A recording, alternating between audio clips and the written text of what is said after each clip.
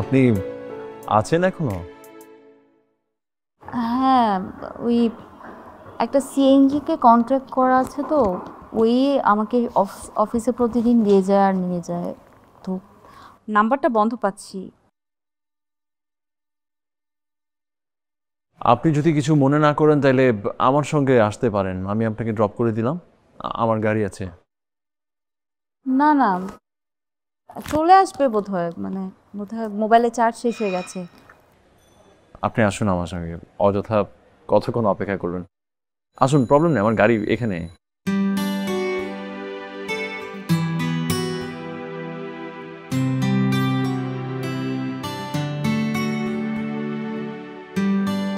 আসুন।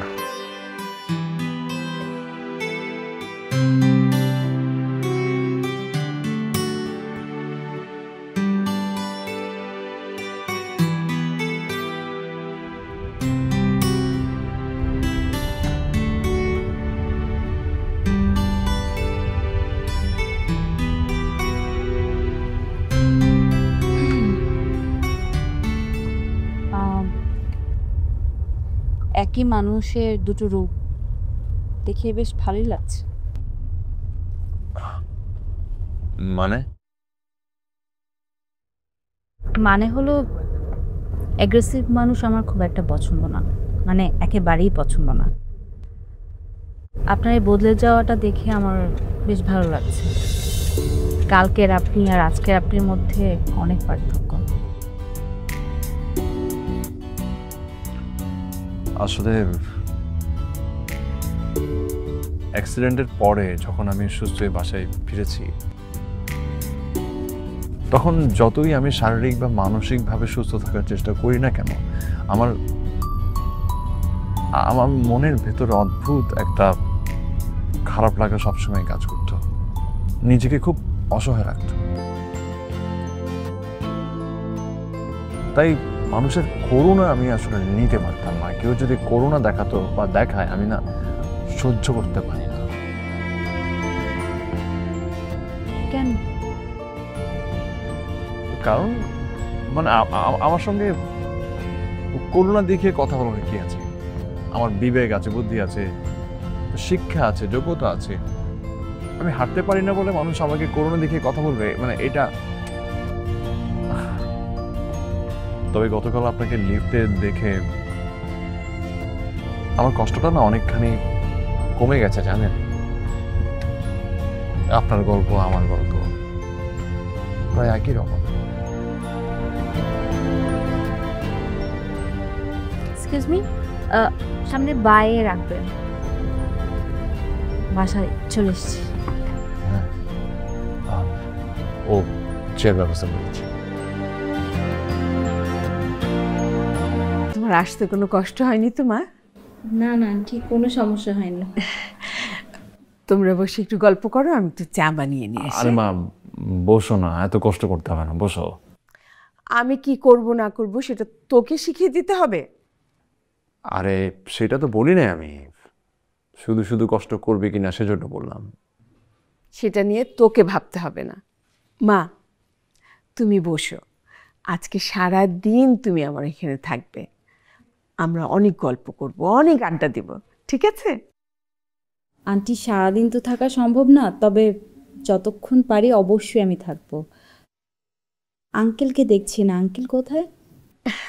তোমার আঙ্কেল একটু বাইরে গেছে, ফিরে এসে যদি তোমাকে দেখে না ভীষণ খুশি হবে।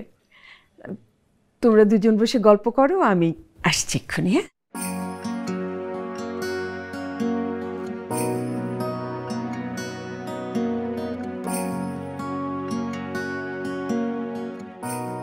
জীবনটা বড় অদ্ভুত, তাই না? কখন কোথায় এসে থমকে যায় কে জানে। আপনি বলছিলেন আঙ্কেল আন্টি নাকি আপনার বিয়ের জন্য অনেক চেষ্টা করছেন। হ্যাঁ, চেষ্টা তো করছেন, কিন্তু আমি না করে দিয়েছি। কেন বিয়ে করছেন না? কারো জীবনে বোঝা হয়ে বা কারো করুণার পাত্র হয়ে আমি বাঁচতে চাই না।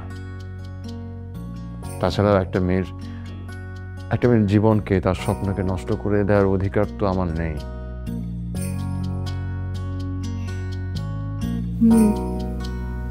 সেটাই। আচ্ছা, একই প্রশ্ন যদি আমি আপনাকে করি? একই উত্তর পাবেন। আসলে আমি এইসব নিয়ে আর ভাবতে চাই না এখন। আমার এখন একটাই চিন্তা, সেটা হচ্ছে আমার বাবার চিকিৎসাটা ঠিকমতো চালিয়ে যেতে চাই। কি হয়েছে ওনার? প্যারালাইজড।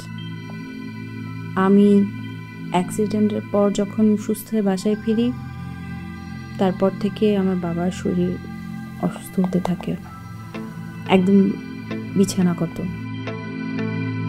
এত ডাক্তার দেখালাম, এত ট্রিটমেন্ট করাচ্ছি, কোনো লাভ হচ্ছে না। কিন্তু আমি হাল ছাড়ব না, এই চেষ্টা চলবে। আপনি তো আগে বলেননি কখনো। প্রয়োজন অনুভব করিনি।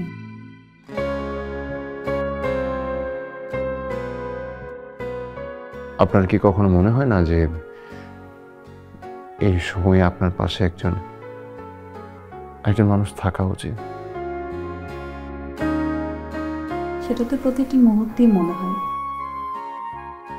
কিন্তু এসব বৃথা স্বপ্ন দেখে লাভ কি বলুন? বাস্তবতা অনেক কঠিন, সেটা আপনি নিজেও জানেন।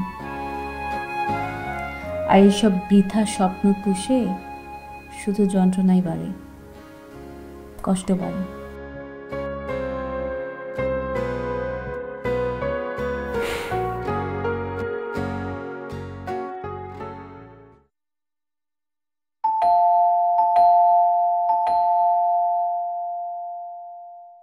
কি ব্যাপার, এত দেরি করলে? কখন ফোন করে? আরে একটা কাজে আটকে গেছিলাম, ওরা আসছে। হ্যাঁ, এসো। চল। এসো। বাবা,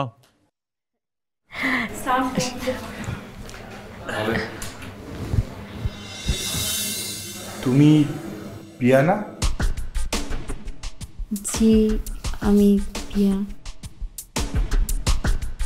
প্রায় 1.5 বছর আগে আব্দুল্লাহর সঙ্গে আমি তোমাকে রাস্তায় দেখেছিলাম।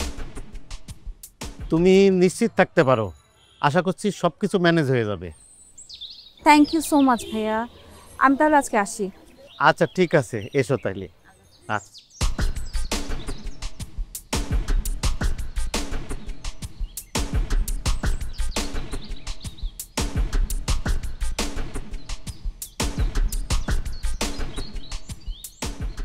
আব্দুল্লাহ।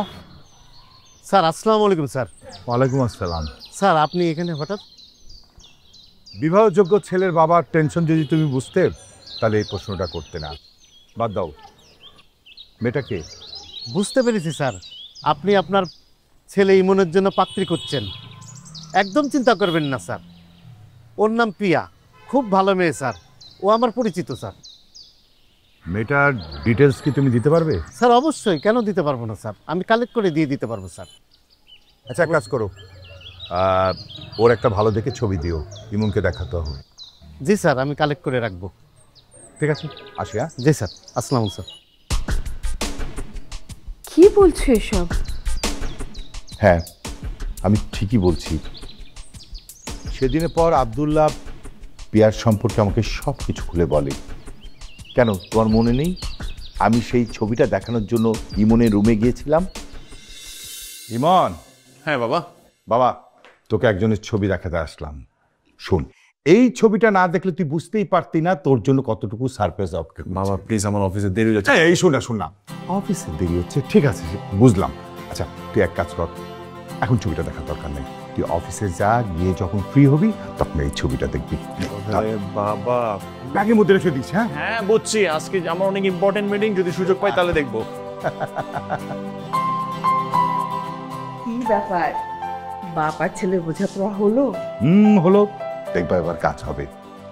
এই মেয়ের ছবি দেখলে তোমার ছেলে রাজি না হয়ে পারবে না, অবশ্যই রাজি হবে।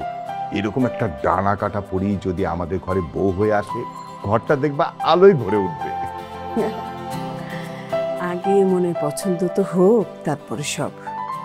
এই আমার যেহেতু পছন্দ হয়েছে, তোমার ছেলেরও পছন্দ হবে, দেখো।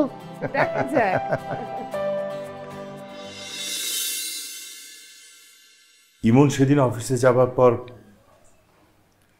তোমার ছবিটা দেখার সুযোগ হয়নি। একটা দুর্ঘটনা ইমনের জীবনটাকে এলোমেলো করে দেয়। কি হয়েছিল সেদিন? সেদিন অফিসে পৌঁছানোর পর একটা কাজ নিয়ে আমি খুবই ব্যস্ত হয়ে পড়ি। জরুরি মিটিং ছিল অফিসে। মিটিং শেষ করার পর যখন হঠাৎ মনে হলো যে আমি আমি ব্যাগ থেকে ছবিটা বের করে দেখি, তখন হঠাৎ চারপাশ থেকে মানুষের চিৎকার ভেসে আসতে লাগলো। মুহূর্তেই সব দিকে আগুনে ছড়িয়ে গেল। মানুষ জাস্ট নিজের জীবন বাঁচানোর জন্য দিক বিদিক ছোটাছুটি করতে লাগলো। আর আপনি? আমি আর কি করব? আমি হতভম্বের মতো পালানোর চেষ্টা করি, চারদিকে দিক বিদিক ছোটাছুটি করতে থাকি। কোন দিক থেকে যদি স্কেপ করা যায়, কোনো উপায় খুঁজে না পেয়ে চারতলা থেকে লাফিয়ে পড়ি কোনোভাবে প্রাণটাকে বাঁচানোর জন্য। প্রাণে বেঁচে যাই ঠিকই, কিন্তু চলার শক্তি হারিয়ে ফেলি আমি। আর ব্যাগটা তো অফিসে হারিয়ে ফেলি, যে কারণে আপনার ছবি আর কখনো দেখা হয়নি।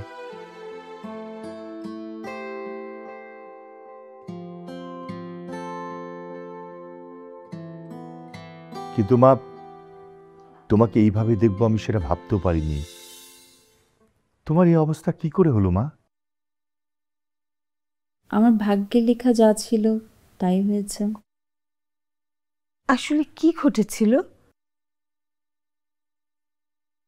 একদিন কাজ শেষে বাড়ি ফিরছিলাম, হঠাৎ একটা ফোন কল আসলো বাসা থেকে। ভাবলাম যে কোনো ইমার্জেন্সি কল হয়তো।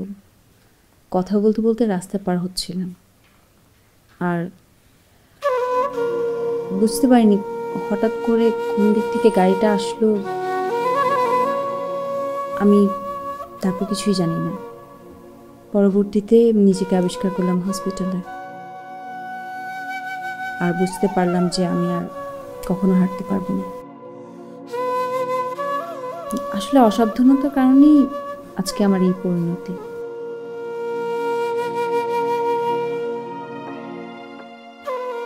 কি দুর্ভাগ্য আমাদের।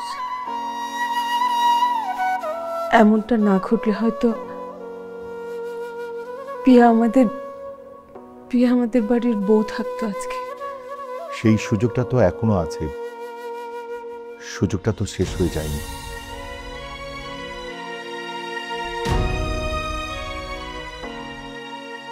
অবশ্য এতে যদি পিয়ার কোনো আপত্তি না থাকে। কিন্তু ইমন অবশ্য আমাকে আগে বলেছিল ইমন একটা মেয়েকে ভালোবাসে। মেয়েটা ওর অফিসের কলিগ। কি বলো? তোমাকে সবকিছু শেয়ার করলো অথচ আমাকে কিছুই জানালো না? আমি বলতে নিষেধ করেছিলাম। কেন? আমি চেয়েছিলাম যে মেয়েটা একবারই তোমাকে দেখাবো, এই জন্য নিষেধ করেছিলাম। তারপরে তোমাকে সবকিছু খুলে বলবো। হ্যাঁ মা, সেজন্যই তোমাকে কিছু জানায়নি। আমি ইমনকে বলেছিলাম মেয়েটাকে একদিন বাসায় নিয়ে আয়। আজকে জানলাম যে ইমন মেয়েটাকে বাসায় নিয়ে এসছে। আর তখনই আমি মনে মনে সিদ্ধান্ত নিয়ে ফেলেছিলাম ইমনের হয়ে আমি পিয়াকে বিয়ের প্রস্তাবটা দেব।